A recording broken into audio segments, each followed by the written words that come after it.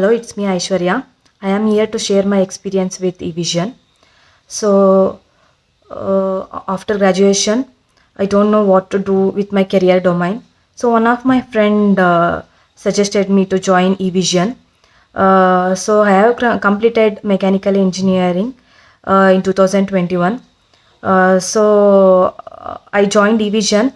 So I enrolled daily online internship for 45 days. Within 45 days, they have covered cloud engineering, Windows administrator, Linux, and basic network system ITIL topics. And within 45 days, I have get placed in HCL Technology.